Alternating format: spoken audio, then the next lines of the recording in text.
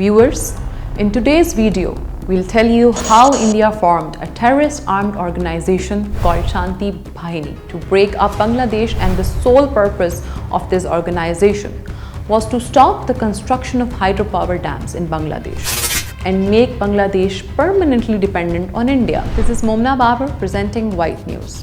Above and beyond the headlines, like, follow and subscribe to White News.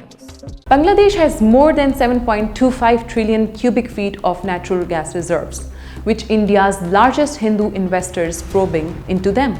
That's the reason India keeps pressuring Bangladesh under various pretexts to sell its natural gas reserves to India. Bangladesh shares more than 90% of its border with India, which is why the Indian government continues to harass Bangladesh under various pretexts, so that Bangladesh remains dependent over India.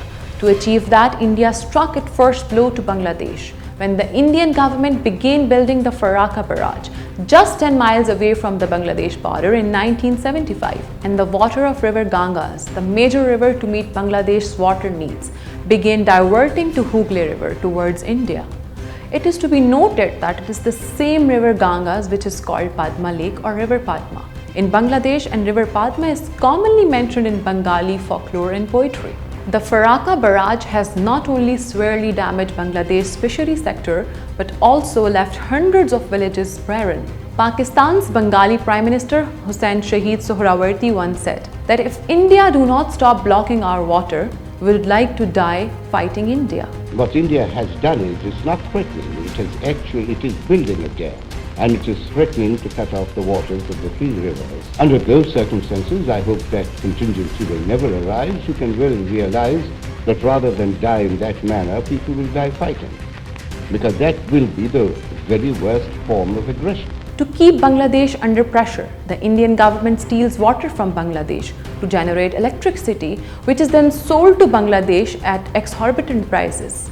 India is making every effort to ensure that no hydroelectric dam capable of producing cheap electricity should be built in Bangladesh, so that Bangladesh will always remain a slave to India for its energy needs. It is also worth mentioning here that there is only one hydroelectric dam in Bangladesh called Kaptai Dam, which was built by the President of Islamic Republic of Pakistan Field Marshal Ayub Khan. India launched a well-organized armed uprising against the Kaptai Dam shortly after 1972, in which a political party, the Parbatya Chattogram Jana Samhiti Samiti, was formed for the first time by a politician named Manabendra Naranayan Larma. The party was later renamed as Shanti Bahini by India after providing it with the armed training.